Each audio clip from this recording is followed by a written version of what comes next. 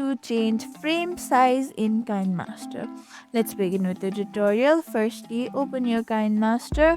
Then there you can see the option of create new. Then over here you can see the given ratio for different sites, different websites, different apps that you would post these videos on, but you have to change the frame size in KineMaster. Then how you can do it, it's very easy to do.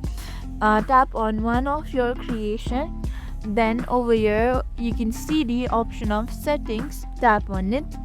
There you can see the option of edit. Here you can see property settings, default photo duration, but we are not doing it.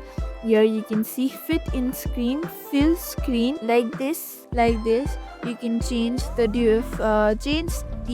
frame size of the frame size in KineMaster. Thank you for watching this video. Make sure you like, share and subscribe to our YouTube channel.